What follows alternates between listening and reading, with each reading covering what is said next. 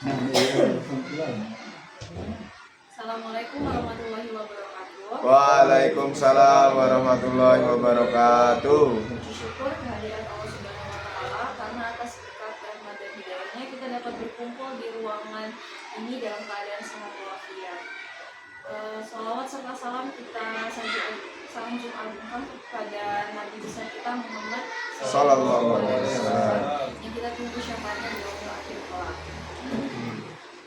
Sebelumnya yang terhormat kepada PLH SD Negeri 4 Sumberjo, yang saya hormati Bapak Ibu Guru SD Negeri 4 Sumberjo. Pada hari ini kita akan mendengarkan pemaparan dari Bapak Sita Budi Masuri terkait budaya positif yang terjadi di SD Negeri 4 Sumberjo. Sebelum masuk ke materi, pertama adalah sambutan dari PLH SD Negeri 4 Sumberjo kepada Bapak Muftio. Bismillahirrahmanirrahim. Assalamualaikum warahmatullahi wabarakatuh. Waalaikumsalam warahmatullahi wabarakatuh. Alhamdulillahirabbil alamin. Wassalatu wassalamu ala asrofil anbiya'i wal mursalin wa ala alihi wa sahbihi ajma'in. Amma ba'du. Bapak Ibu Dewan Guru beserta staf yang saya hormati, pertama dan paling utama adalah kita bersyukuri atas rahmat dan nikmat yang diberikan oleh Allah Subhanahu wa taala. Alhamdulillah di siang hari ini kita masih diberikan kenikmatan sehat jasmani maupun rohani sehingga dapat melaksanakan aktivitas seperti biasanya. Salawat terima salam mari kita aturkan pada suatu nasional kita yang besar Muhammad Sallallahu alaihi wasallam. Kita harapkan dan kita nantikan syafaatnya di yaumil qiyamah. Allahumma amin. Baiklah, di sini saya akan menyampaikan sedikit sambutan tentang budaya positif yang akan disampaikan oleh Bapak Nabi Sita Maruri. Ya, nanti yang akan menjelaskan tentang budaya positif. Harapan saya budaya positif ini adalah kunci untuk menciptakan lingkungan belajar yang nyaman dan produktif.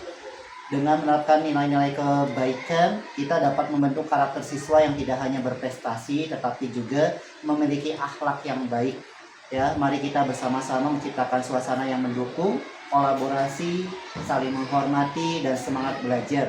Saya mengajak Bapak, Ibu, Guru, beserta staf dan siswa untuk berkomitmen dalam menerapkan budaya positif tersebut. Dengan semangat kebersamaan, kita dapat mewujudkan sekolah yang berkarakter dan berprestasi. Demikian yang dapat saya sampaikan. Kurang dan lebihnya saya mohon maaf. Wabillahi taufiq wal hidayah. Wassalamualaikum warahmatullahi wabarakatuh. Waalaikumsalam warahmatullahi wabarakatuh. Yang selanjutnya adalah pemaparan langsung oleh Bapak Sita Budi Masuri tentang budaya positif yang terjadi di SD Negeri 4 Sumberjo. Baik, terima kasih Bu Eni atas waktu yang sudah diberikan kepada saya. Baik, Assalamualaikum warahmatullahi wabarakatuh. Waalaikumsalam warahmatullahi wabarakatuh. Alhamdulillahirabbil alamin wa bihi nasta'inu ala umuri dunya wad din. Wassalatu wassalamu ala asyrofil anbiya'i wal mursalin wa ala alihi wa sahbihi.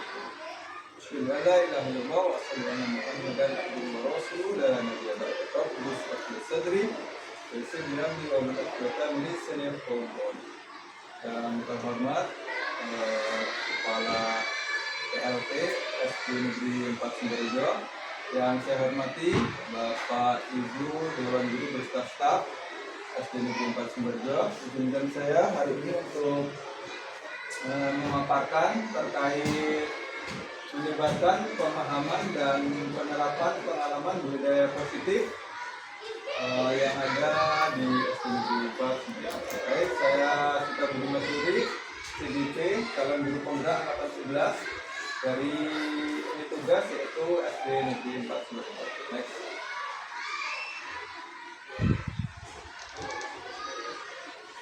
Baik, konsep inti dari budaya positif yang pertama adalah perubahan paradigma belajar. Kemudian ada disiplin positif, kemudian ada nilai-nilai kebajikan, ada kebutuhan dasar manusia, motivasi perilaku manusia, posisi kontrol guru, kemudian keyakinan kelas, dan yang terakhir adalah segitiga restitusi. Next. Oke, pembelajaran dengan paradigma baru. Apa sih pembelajaran dengan paradigma baru? Yaitu pembelajaran dengan paradigma baru merupakan pembelajaran yang dirancang berdasarkan prinsip pembelajaran atau berdiferensiasi.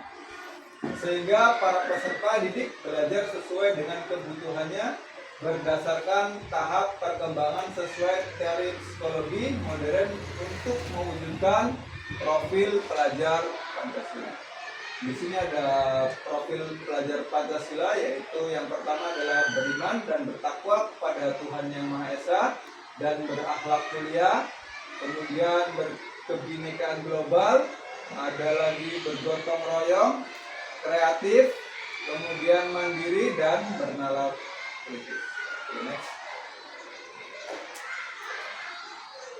Miskonsepsi tentang teori kontrol. Menurut Dr. William Glasser, yaitu yang pertama, ilusi guru mengontrol murid. Setelah itu, ilusi bahwa kritik dan membuat orang merasa bersalah dapat menguatkan karakter. Setelah itu, ilusi bahwa semua penguatan positif itu efektif dan bermanfaat. Ilusi bahwa orang dewasa memiliki hak untuk memaksa. Jadi selama ini kita sebagai guru itu sering memberi memaksa peserta didik kita untuk melakukan A, B, C, dan D. Padahal sebenarnya itu kurang efektif dalam proses pembelajaran. Next. Mengubah paradigma atau stimulus respon ke pendekatan teori kontrol. Yang pertama adalah stimulus respon. Kita mencoba mengubah orang agar berpandangan sama dengan kita. Kemudian perilaku buruk dilihat sebagai suatu kesalahan. Orang lain bisa mengontrol saya. Kemudian saya bisa mengontrol orang lain. Pemaksaan ada pada saat rujukan gagal. Kemudian model berpikir menang ataupun kalah. Setelah itu teori kontrol atau pilihan. Kita berusaha memahami pandangan orang lain tentang dunia. Semua perilaku memiliki tujuan dan hanya ada yang bisa mengontrol diri Anda. Anda tidak bisa mengontrol orang lain. Kolaborasi dan konsekuensi menciptakan pilihan baru dan model berpikir menang ataupun kalah. Next. Nah, disiplin positif. Disiplin positif berasal dari kata disiplina yang artinya belajar. Disiplin mengacu pada disiplin diri yang memiliki tanggung jawab terhadap apa yang dilakukannya berdasarkan nilai-nilai yang diyakini. Kemudian disiplin positif merupakan salah satu cara untuk penerapan disiplin yang bertujuan untuk menumbuhkan kesadaran serta memberdayakan peserta didik tanpa imbalan atau penghargaan ataupun reward, ancaman ataupun hukuman. Jadi budaya positif itu diterapkan mulai dari kelas, yaitu tidak adanya reward, tidak adanya punishment ataupun hukuman ataupun ancaman. Besok nggak boleh pakai sendal, nanti kamu dihukum. Itu mulai dihilangkan dari sekarang. Kemudian sebagai pendidik, tujuan kita adalah menciptakan peserta didik yang memiliki disiplin diri sehingga mereka berperilaku mengacu kepada nilai-nilai kebajikan universal dan memiliki motivasi intrinsik dalam perubahan perilaku ke arah yang lebih baik. Jadi kita harus menanamkan nilai-nilai kebajikan universal yang memotivasi intrinsik. Motivasi intrinsik itu motivasi yang timbul dari diri sendiri. Kenapa tidak boleh pakai sepatu? Oh, karena ini. Kenapa harus pakai sepatu berwarna hitam? Oh, karena ini. Nah, itu harus timbul dari diri dia sendiri. Bukan karena reward ataupun bukan karena ancaman. Nah, paradigma itu yang harus kita mulai bentuk dari sekarang. Next. Oke, nilai-nilai kebajikan universal. Nilai yang disepakati bersama, lepas dari suku bangsa, agama, bahasa, maupun latar belakangnya. Contoh nilai kebajikan institusi organisasi, yaitu sesuai dengan profil pelajar Pancasila. Yang pertama yaitu beriman dan bertakwa kepada Tuhan Yang Maha Esa, berakhlak mulia, berkebinekaan global, gotong royong, mandiri, kreatif, dan bernalar kritis. Kemudian ISO Primary Years Program atau PYP. Toleransi, rasa hormat, integritas, mandiri, menghargai, antusias, empati, keingintahuan, kreativitas, kerjasama, percaya diri, dan komitmen. Kemudian keterampilan hidup atau life skill.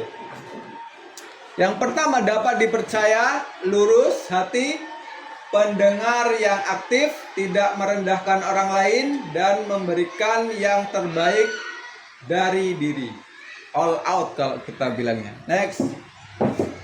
Kemudian kebutuhan dasar manusia.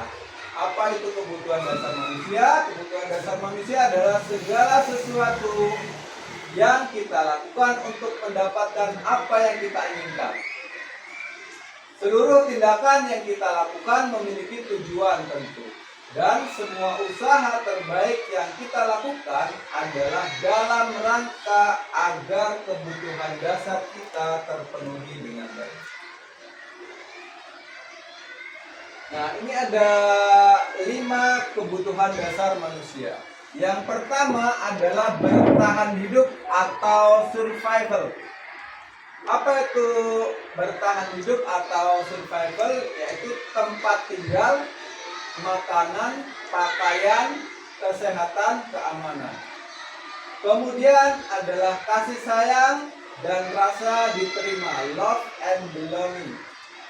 Rasa diterima, berbagi, dipedulikan, kerjasama, menjadi bagian dari kelompok.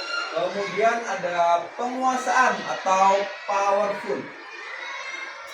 Powerful adalah harga diri, keinginan untuk dianggap, memimpin, berprestasi, diakui, didengar. Kemudian yang keempat ada kebebasan atau freedom. Jadi anak itu harus memiliki kebebasan.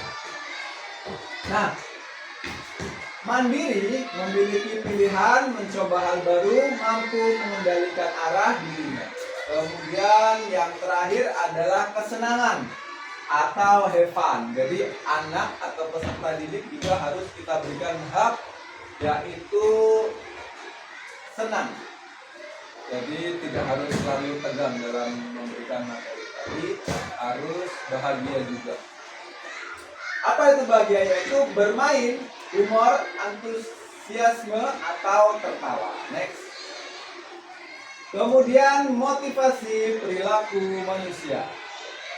Apa itu motivasi perilaku manusia? Yang pertama, untuk menghindari ketidaknyamanan ataupun hukuman. Kemudian untuk mendapatkan imbalan ataupun penghargaan dari orang lain. Kemudian untuk menjadi orang yang mereka inginkan dan menghargai diri sendiri dengan nilai-nilai yang mereka percaya. Nah, ini motivasi ekstrinsik atau dari luar. Jadi mereka punya atau memiliki motivasi untuk melakukan sesuatu itu karena ada ini. Kalau datangnya dari luar, karena dia takut dihukum. Datang pagi mengerjakan PR itu takut dihukum. Kemudian dapat penghargaan atau reward. Jadi saya harus datang pagi karena saya ingin mendapatkan pujian ataupun penghargaan dari orang lain. Nah, itu motivasi yang datangnya dari luar. Nah, kita sebagai pendidik harus berpedoman pada ini, motivasi intrinsik, yaitu motivasi yang datangnya dari dalam diri kita. Berarti kita menyadari perilaku itu kita butuhkan.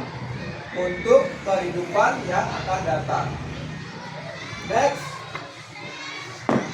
Oke, kenapa kita tidak boleh menghukum? Yang pertama, tidak terencana tiba-tiba. Kemudian murid tidak tahu apa yang akan terjadi atau tidak dilibatkan.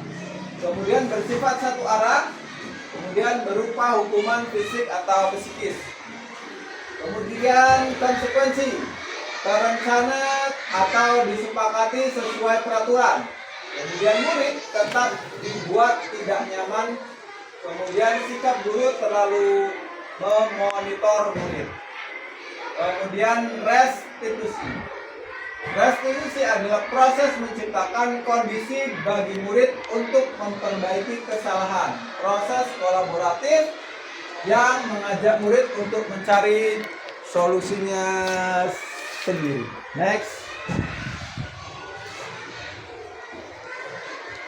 5 posisi kontrol guru. Yang pertama ada penghukum. Kemudian ada pembuat merasa bersalah. Kemudian teman. Kemudian pemantau. Dan yang terakhir adalah manajer. Next.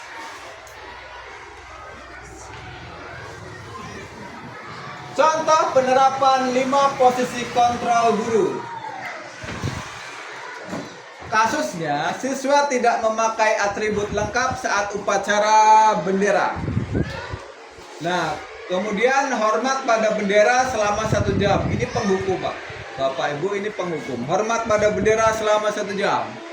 Kemudian berapa kali Ibu Bapak harus memberitahu kamu? Kamu selalu saja mengecewakan ibu atau bapak. Ini pembuat merasa bersalah.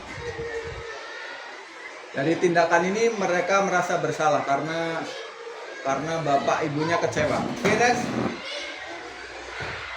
Nah, contoh penerapan 5 posisi kontrol guru. Yang kedua adalah, ayo dong ikutin aturan sekolah. Tolong bantu ibu atau bapak yang sekali ini ya sudah, tidak apa-apa. Lain kali jangan sampai berbuat seperti ini lagi.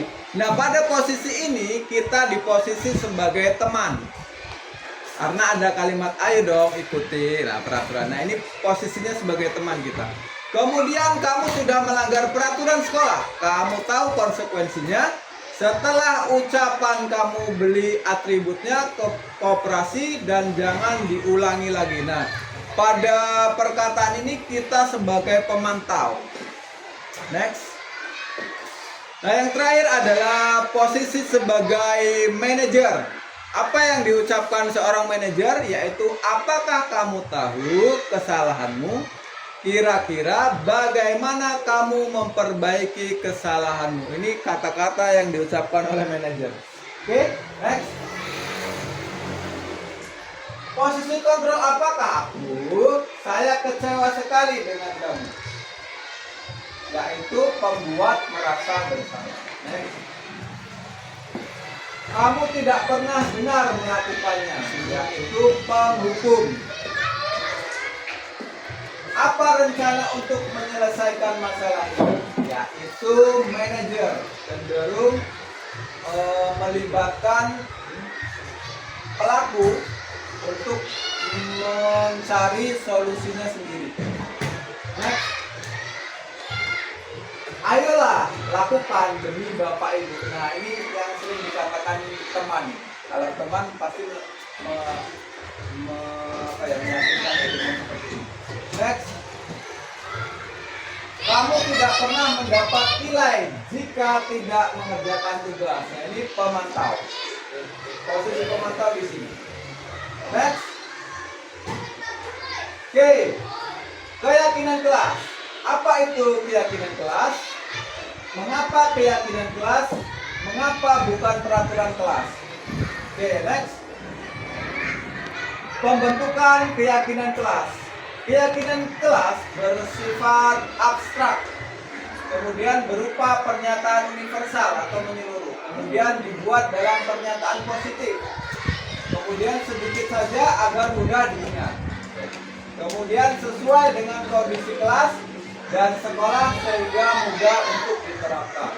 Kemudian semua warga sekolah atau warga kelas dilibatkan dalam membuat keyakinan. Selama ini biasanya kita membuat peraturan kelas. Peraturan kelas cenderung menggunakan kalimat yang negatif. Tidak boleh datang terlambat. Nah, mulai sekarang kita harus menggunakan kata yang positif. Tertib di kelas. Datang tepat pada waktunya. Nah, itu yang harus kita ubah. Next.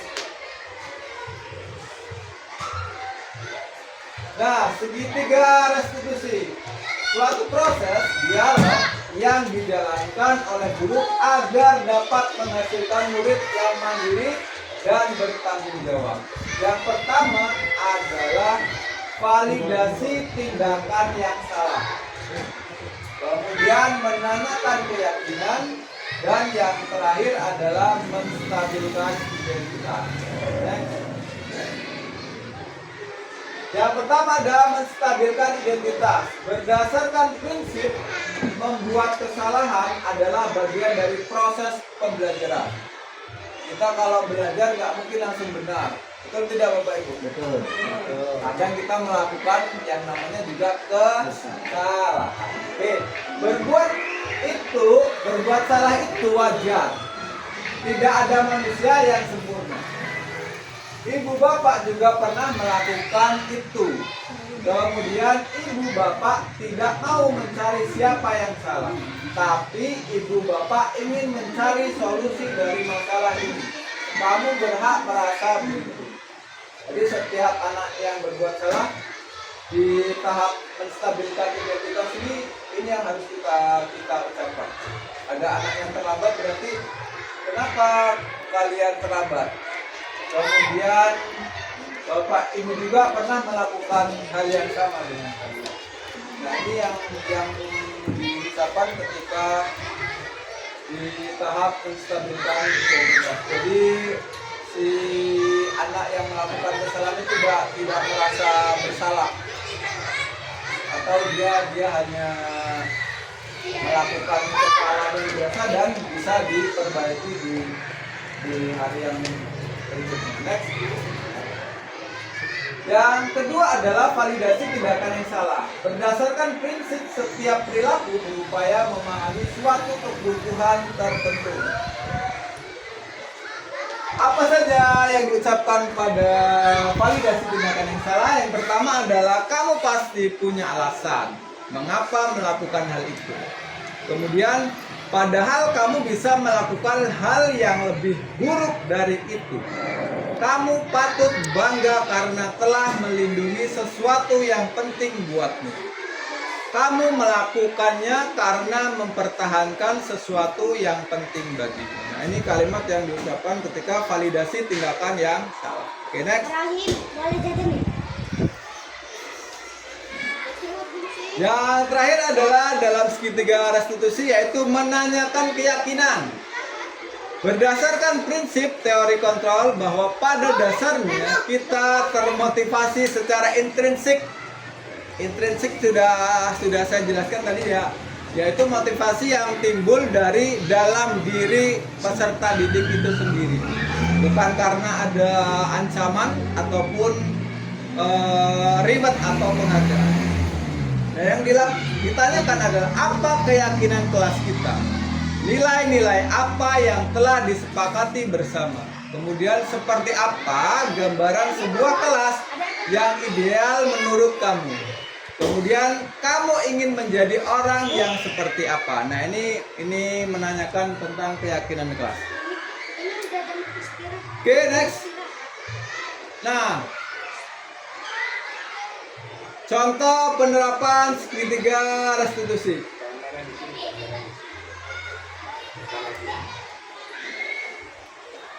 Oke.